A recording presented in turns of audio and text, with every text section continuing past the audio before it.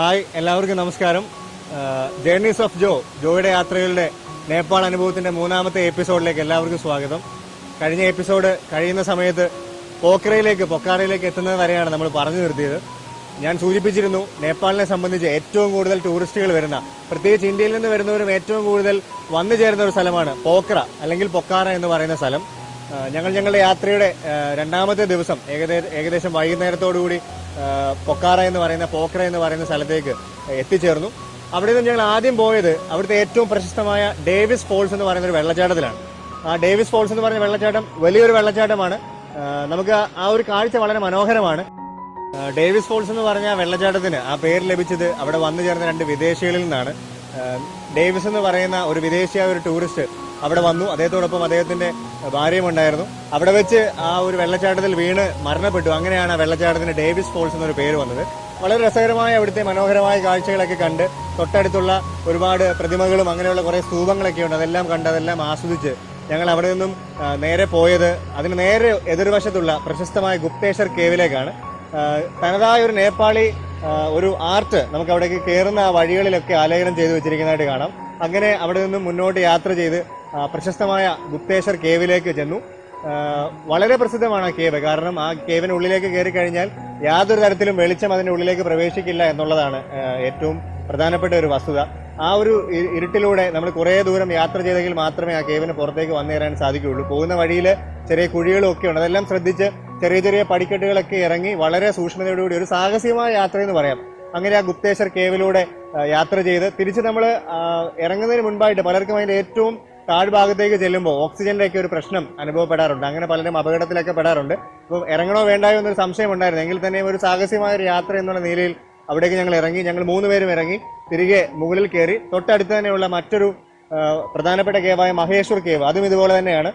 അവിടുത്തെ മനോഹരമായ കാഴ്ചകൾ കണ്ടുകൊണ്ട് ഞങ്ങൾ പിന്നീട് പോയത് വീണ്ടും ഒരു കേവിലേക്കാണ്. അതിന്റെ പേര് ബാറ്റ് കേവ് എന്നാണ്. ബാറ്റ് കേവ്, ആ പേര് പറയുന്നത് പോലെ തന്നെ ആ കേവിൽ നിറച്ചും ആ കേവ് മുഴുവനായും ഉള്ളത് ബാറ്റ്സ് ആണ്, വവ്വാലുകളാണ്. നമുക്ക് പേടി തോന്നിക്കും. നമ്മൾ കുറെ ദൂരം എത്തിക്കഴിയുമ്പോൾ ഒന്നിച്ചിവയെല്ലാം കൂടെ പറന്നു പോകുന്നത് കാണുമ്പോൾ നമുക്ക് ആ ഒരു ഭീതി തോന്നിപ്പിക്കുന്ന രീതിയിലാണ് ആ ഒരു കേവ് ഉള്ളത്.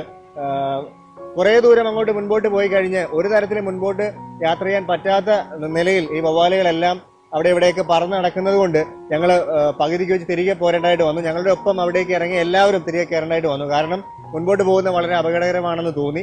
അങ്ങനെ ആ 3 കേവുകളായിരുന്നു ഞങ്ങൾ പ്രധാനമായി പോയത്. അത് കഴിഞ്ഞ് ഞങ്ങൾ അന്ന് വൈകുന്നേരം അവിടെയുള്ള ബിന്ദബാസിനി എന്ന് പറയുന്ന ഒരു ടെമ്പിളിലേക്ക് പോയി. അവിടുത്തെ പ്രശസ്തമായ ഒരു ടെമ്പിളാണ്. അതിന്റെ ഏറ്റവും ഒരു പ്രത്യേകത, ആ ടെമ്പിളിന്റെ ഏറ്റവും ഉയരത്തിൽ നിന്ന് ആ പോഖറ എന്ന് പറയുന്ന നഗരത്തിന്റെ മുഴുവനായിട്ടുള്ള ഒരു കാഴ്ചകൾ കിട്ടുമെന്നുള്ളതാണ്. പിന്നെ അതിനടുത്തുള്ള ഓൾഡ് പൊക്കാറ ടൗൺ ഞങ്ങൾ പോയി കണ്ടു, ചുറ്റി നടന്ന് കണ്ടു. അങ്ങനെ ഞങ്ങളുടെ പൊക്കാറയിലെ ആദ്യത്തെ ദിവസം യാത്രയുടെ ഒരു ക്ഷീണം ഉണ്ടായിരുന്നു. 6 മണിക്കൂർ നേരത്തെ ആ ദീർഘമായ യാത്രയുടെ ഒരു ക്ഷീണമൊക്കെ ഉണ്ടായിരുന്നു. ഈ സ്ഥലങ്ങളൊക്കെ പോയി ഞങ്ങളുടെ ആദ്യത്തെ ദിവസത്തെ യാത്ര അവിടെ അവസാനിച്ചു. ഇനിയും പിറ്റേന്ന് രാവിലെ ഞങ്ങൾ പൊക്കാറയിൽ ഞങ്ങൾ താമസിച്ച് പിറ്റേന്ന് രാവിലെ ഞങ്ങൾ പോയതാണ് ഈ നേപ്പാൾ യാത്രയിലെ തന്നെ ഏറ്റവും മറക്കാനാവാത്ത അനുഭവം എന്ന് പറയുന്നത്. നമുക്കറിയാം, ഓരോ മനുഷ്യനെ സംബന്ധിച്ചിടത്തോളം ഹിമാലയത്തിലേക്ക് പോവുക അല്ലെങ്കിൽ ഹിമാലയത്തിന്റെ കാഴ്ചകൾ കാണുക എന്ന് പറയുന്നത് മനുഷ്യന് ഒരിക്കലും മറക്കാനാവാത്ത ഒരു അനുഭവം സമ്മാനിക്കുന്ന ഒരു കാര്യമാണ്. അങ്ങനെ ആദ്യമായി ഇന്ത്യയിൽ വെച്ച് ഹിമാലയത്തിന്റെ ഏതെങ്കിലും ഒരു ഭാഗത്ത് പോകാനായിട്ട് സാധിച്ചിരുന്നില്ല. അതിനു മുൻപേ നേപ്പാളിലുള്ള ഹിമാലയ സാനുക്കളിൽ അല്ലെങ്കിൽ ഹിമാലയത്തിന്റെ വിവിധമായ കാഴ്ചകൾ പങ്കുവെക്കുന്ന സ്ഥലങ്ങളിൽ പോയി കാണുവാൻ സാധിച്ചത് വലിയൊരു അനുഭവമായി ഓർക്കുന്നു. സാരംകോട്ട് എന്ന് പറയുന്ന ഒരു സ്ഥലത്ത് സൺറൈസ് കാണുവാനായിട്ടാണ് ഞങ്ങൾ പോയത്. ഏകദേശം ഒരു 5:30 സമയത്തേക്ക് ഞങ്ങൾ അവിടെ ചെന്നു. സാരംകോട്ട് എന്ന് പറയുന്ന ആ ഒരു ഹിമാലയൻ വ്യൂ പോയിന്റിലേക്ക് പോകുന്ന വഴി വളരെ മനോഹരമാണ്. ഒരുപാട് യൂ ടേണുകളുണ്ട്. നമ്മൾ പലപ്പോഴും കൊടൈക്കനാലിലും മറ്റു സ്ഥലങ്ങളിലും ഒക്കെ പോകുമ്പോൾ കാണുന്ന അതേപോലെയുള്ള യൂ ടേണുകളാണ്. യൂ ടേണുകൾ കയറി ഒരുപാട് കയറ്റം കയറി മുകളിലെത്തണം ആ മനോഹരമായ സ്പോട്ടിലേക്ക് എത്താൻ. ഏറെ വിസ്മയിപ്പിച്ച ഒരു കാര്യം, ആ യൂ ടേണുകളിൽ പോലും വളരെ വേഗത്തിലാണ്. കഴിഞ്ഞ എപ്പിസോഡിൽ ഞാൻ പരിചയപ്പെടുത്തിയ ഞങ്ങളുടെ ഡ്രൈവർ അശോക് ശ്രേഷ്ഠ എന്ന് പറയുന്ന ആ വ്യക്തി വളരെ വേഗത്തിലാണ് യൂ ടേണിൽ പോലും വാഹനം ഓടിച്ചു കയറിയത്. സ്ഥിരമായി ആ സ്പോട്ടിൽ ഒരുപാട് ടൂറിസ്റ്റുകളെ കൊണ്ട് വർഷങ്ങളായി പോകുന്നത് കൊണ്ടാവാം അത്രയും വേഗത്തിൽ അദ്ദേഹം വാഹനം ഓടിച്ചു പോയത്. നമ്മളെ വിസ്മയിപ്പിക്കുന്ന കാര്യത്തിൽ അത്രമാത്രം വേഗത്തിലാണ് യൂ ടേണുകളിലെല്ലാം വളവ് തിരിഞ്ഞൊക്കെ അദ്ദേഹം വാഹനം ഓടിച്ചു പോയത്. അപ്പോൾ ഹിമാലയം കാണാൻ പോവുകയാണെന്നുള്ളൊരു വലിയ ത്രില്ല് മനസ്സിലുണ്ടെങ്കിലും ആ ഒരു കാഴ്ച എന്താണെന്ന് അറിയില്ല. ഇതിനു മുൻപ് ഹിമാലയം കണ്ടിട്ടില്ല. എന്തായാലും ഞങ്ങളെ ഒരു പാർക്കിംഗ് പോയിന്റിൽ കൊണ്ടുവന്ന് ഇറക്കി. അവിടെ നിന്ന് വീണ്ടും ഒരു അല്പം പടികൾ മുകളിലേക്ക് കയറി മുകളിൽ ചെന്ന് കഴിഞ്ഞപ്പോൾ ആ കണ്ട കാഴ്ച വളരെയേറെ മനോഹരമായിരുന്നു. കാരണം ഞങ്ങൾ ഒരിക്കലും പ്രതീക്ഷിക്കാത്ത ഒരു കാഴ്ചയായിരുന്നു. കാരണം ഹിമാലയ മലനിരകൾ നീണ്ടു നിവർന്ന് മുമ്പിൽ കിടക്കുകയാണ്. മഞ്ഞിൽ പുതച്ച് കിടക്കുന്ന ആ ഒരു ഹിമാലയ മലനിരകൾ കാണാൻ വളരെ മനോഹരമായിരുന്നു. ഒരുപാട് പേര് ഒരു 5:30 മണിയെങ്ങാണ്ടേ ആയിട്ടുള്ളൂ. ആ സമയത്ത് തന്നെ ഒരുപാട് പേര് ആ ഒരു സൺറൈസ് കാണുവാനായിട്ട് അവിടെ പല ഭാഗങ്ങളിലായിട്ട് ആ ഒരു ഉയരത്തിൽ വന്ന് നിൽപ്പുണ്ടായിരുന്നു. ആ ഒരു ചെറിയൊരു ഇരുട്ടിലും പ്രകാശം വന്നു തുടങ്ങുന്നതേ ഉള്ളൂ. ആ ഒരു സുപ്രഭാതം എന്ന് പറയുന്ന ആ ഒരു പ്രഭാതത്തിന്റെ ആ ഒരു അവസരത്തിൽ പോലും ഒരുപാട് ജനത്തിരക്ക് അവിടെ അനുഭവപ്പെട്ടു. തൊട്ട് താഴെയായിട്ട് ഫേവ നദി, പൊക്കാറയിലൂടെ ഒഴുകുന്ന ഫേവ നദിയുടെ മനോഹരമായ കാഴ്ചകൾ നമുക്ക് കാണാം ഒരു വശത്ത് നിൽക്കുമ്പോൾ. മറുവശത്ത് നിന്ന് കഴിഞ്ഞാൽ അന്നപൂർണ മലനിരകൾ, അന്നപൂർണ റേഞ്ചസ് നമുക്ക് കാണുവാനായി സാധിക്കും. അതിൽ നമ്മുടെ ശ്രദ്ധ ഏറ്റവും കൂടുതൽ ആകർഷിക്കുന്നത് അതിന് ഏറ്റവും നടുവിലായി സ്ഥിതി ചെയ്യുന്ന മച്ചാപുച്ചിറ എന്ന് പറയുന്ന ഫിഷ് ടൈൽ മൗണ്ടൻ എന്നറിയപ്പെടുന്ന പ്രശസ്തമായ ഒരു മൗണ്ടനാണ്. ആ മനോഹരമായ ഫിഷ് ടൈൽ മൗണ്ടന്റെ കാഴ്ചകൾ കണ്ടുകൊണ്ട് നിൽക്കുന്ന എല്ലാ സഞ്ചാരികൾക്കും കൂടുതൽ കൗതുകം ഉയർത്തിക്കൊണ്ട് അവിടെ ഒരുപാട് അൾട്രാലൈറ്റ് ഫ്ലൈറ്റ് സർവീസുകൾ നടക്കുന്നുണ്ട്. ഒരുപാട് ടൂറിസ്റ്റുകളെയും കൊണ്ട് ഹിമാലയത്തിന്റെ മുകളിലൂടെ പറന്ന് ഹിമാലയത്തിന്റെ കാഴ്ചകൾ കാണിച്ചു കൊടുക്കുന്ന മനോഹരമായ ഒരു സർവീസാണ്. അപ്പോൾ ഇതിങ്ങനെ പറന്നു പോകുന്നത് അവിടെ നിൽക്കുന്ന ഓരോ യാത്രികർക്കും കൗതുകമായിരുന്നു. ഞങ്ങളവിടെ നിൽക്കുന്ന സമയത്ത് ഞങ്ങളുടെ ഒപ്പമുള്ള അശോക് ശ്രേഷ്ഠ എന്ന് പറയുന്ന ഞങ്ങളുടെ പ്രിയപ്പെട്ട ഡ്രൈവർ ഞങ്ങൾക്ക് അതിലെ ഓരോ മലനിരകളെക്കുറിച്ചും അന്നപൂർണ്ണ റേഞ്ച് ഏതൊക്കെയാണ് എന്നുള്ള പേരുകൾ ഞങ്ങൾക്ക് പറഞ്ഞു തന്നു. അന്നപൂർണ്ണ റേഞ്ച് 1, 2, 3 എന്നിങ്ങനെ ഓരോന്നും ഞങ്ങൾക്ക് കാണിച്ചു തന്നതിൻ്റെ കാര്യങ്ങൾ പറഞ്ഞു തന്നു. ഈ സമയത്ത് തന്നെ ഒരുപാട് പേര് ഒരു ആൾക്കൂട്ടം ഉണ്ടായിരുന്ന സ്ഥലത്ത് നിന്ന് വലിയൊരു ശബ്ദം കേട്ടു. നോക്കിയപ്പോൾ സൺറൈസ് ആസ്വദിക്കുകയാണ്. അപ്പോൾ ഞങ്ങൾ അവിടെ നിന്നും ആ സൺറൈസിൻ്റെ ഭാഗത്തേക്ക് പോയി. ആ ഒരു മനോഹരമായ ഒരു കാഴ്ചയാണ്. കാരണം അത്രയും ഉയരത്തിൽ നിന്നുകൊണ്ട് പോഖര എന്ന് പറയുന്ന ആ ഒരു ടൗണിൻ്റെ ഏറ്റവും ഉയരത്തിലുള്ള ഒരു സ്ഥലത്ത് നിന്നുകൊണ്ട് സൺറൈസ് കാണാൻ സാധിക്കുന്നു. ആ സൂര്യൻ്റെ വെട്ടം പ്രതിഫലിക്കുമ്പോൾ, സൂര്യൻ ഉദിച്ചു വരുന്ന ഒരു സമയത്ത് ആ സൂര്യരശ്മികൾ പതിച്ചു കഴിയുമ്പോൾ മഞ്ഞ് നിറഞ്ഞു നിൽക്കുന്ന ഹിമാലയ മലനിരകൾക്ക് ഉണ്ടാവുന്ന ആ ഒരു നിറവ്യത്യാസവും അല്ല കാഴ്ചയിൽ നമുക്ക് തോന്നിപ്പിക്കുന്ന ആ ഒരു മനോഹരമായ കൗതുകമൊക്കെ വളരെ രസകരമായിരുന്നു. ഒരുപാട് നിമിഷം ഞങ്ങളവിടെ പങ്കുവെച്ചു. എത്ര നേരം അവിടെ നിന്നപ്പോഴും കടന്നു പോകുന്ന നിമിഷങ്ങളെക്കുറിച്ച് ഞങ്ങൾ ബോധവാന്മാരായില്ല. സമയം ഇങ്ങനെ കടന്നു പോയിക്കൊണ്ടിരുന്നു. ഏകദേശം ഒരു 2 മണിക്കൂറോളം സമയം ഞങ്ങളവിടെ ചെലവഴിച്ചു. അല്പം കൂടെ വെളിച്ചമൊക്കെ ആയ സമയത്ത് വീണ്ടും ആ ഒരു കാഴ്ചയ്ക്ക് കൂടുതൽ സൗന്ദര്യമുള്ളതായിട്ട് ഞങ്ങൾക്ക് തോന്നി. കുറേ നേരം അവിടെ ഞങ്ങൾ പങ്കുവെച്ചു. ഒരുപാട് ചിത്രങ്ങൾ എടുത്തു, ഒരുപാട് വീഡിയോസൊക്കെ എടുത്തു. അവിടെ ഞങ്ങൾ നിൽക്കുന്ന സമയത്ത് അവിടെ വരുന്ന മറ്റ് ടൂറിസ്റ്റ് ഗൈഡുകളൊക്കെ വരുന്ന പല വിദേശികൾക്കും ഓരോ മലനിരകളുടെയും പേരുകളൊക്കെ പറഞ്ഞു കൊടുക്കുന്നത് കാണാമായിരുന്നു. അങ്ങനെ മനോഹരമായ കാഴ്ചകൾ സമ്മാനിച്ച, മറക്കുവാനാകാത്ത ഒരുപാട് അനുഭവങ്ങൾ സമ്മാനിച്ച സ്ഥലമായിരുന്നു സാരംകോട്ട് എന്ന് പറയുന്ന സൺറൈസ് വ്യൂ പോയിന്റ്. അവിടെ നിന്നും ഞങ്ങൾ താഴേക്ക് ഇറങ്ങി.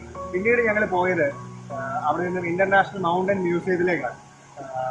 എവറസ്റ്റിന്റെ ഉന്നതിയിൽ, എവറസ്റ്റിന്റെ ഏറ്റവും മുകളിലെത്തിയ ഒരുപാട് സാഹസികരെ കുറിച്ചുള്ള ഒരുപാട് രേഖകളും അവരുടെ ചിത്രങ്ങളും ഒക്കെ പങ്കുവയ്ക്കുന്ന ഒരുപാട് കാര്യങ്ങൾ അവിടെ കാണുവാനായി സാധിച്ചു. അതിൽ ഏറ്റവും കൗതുകകരമായ ഒരു കാര്യമായി തോന്നിയത്, നമുക്കറിയാവുന്നത് എവറസ്റ്റ് കൊടുമുടിയുടെ ഏറ്റവും മുകളിൽ കയറിയ ആദ്യത്തെ വ്യക്തികളായി എഡ്മണ്ട് ഹിലാരിയും ജെൻസിംഗ് നോർഗയുമാണ്.